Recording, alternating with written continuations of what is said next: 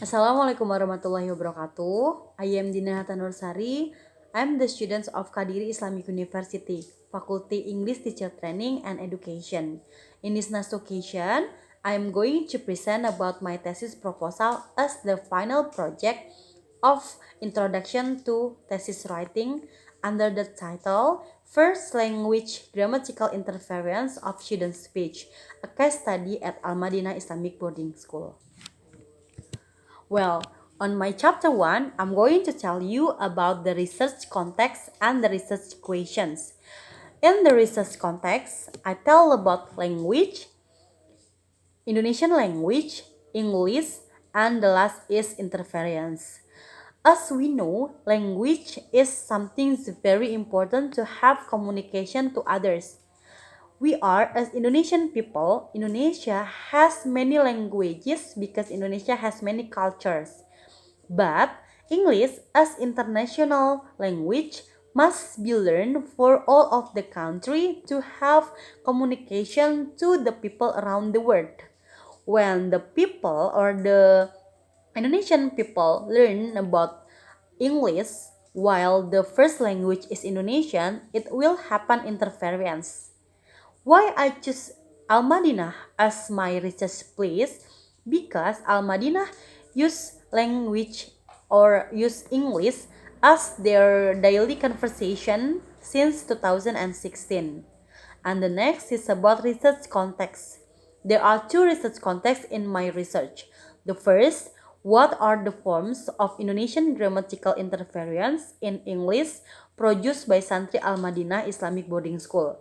And then the second one, what are the factors that cause Indonesian grammatical interference in English by Santri Al-Madinah Islamic Boarding School? And next, we are going to stop to the next chapter.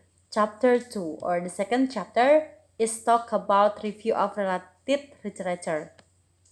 Here, I describe about language, bilingualism, interference process, and factor causing interference. Okay, language. If language is used for having communication. If we want to have communication with the people around the world, so we have to learn about another language.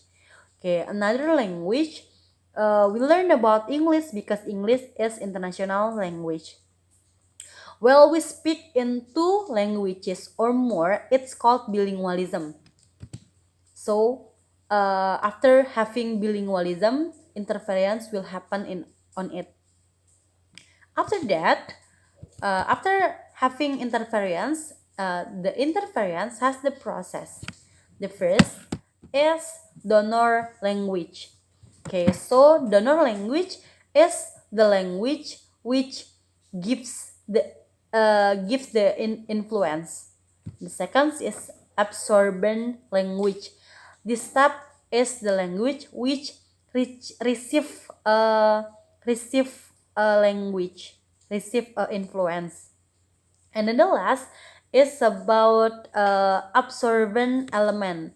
This is where the language gives and receive the language.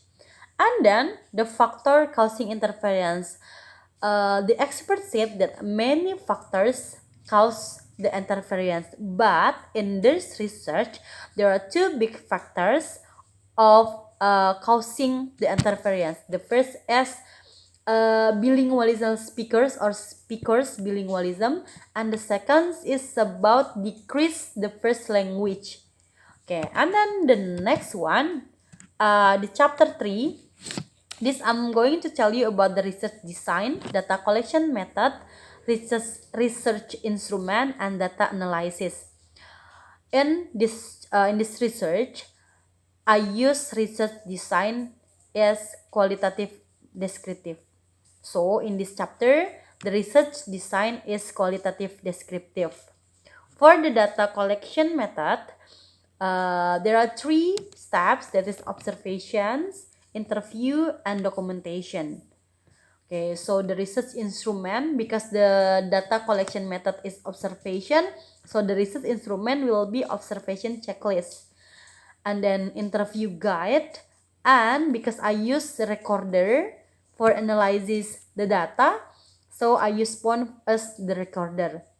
And the last one is data analysis. This one, there are 3 steps. The first is reduction, the second is data display, and the last is drawing conclusion. Thank you so much for your nice attention. If you have any suggestion for my proposal thesis, don't forget to comment below. That's all for me. That's I say. Wassalamualaikum warahmatullahi wabarakatuh.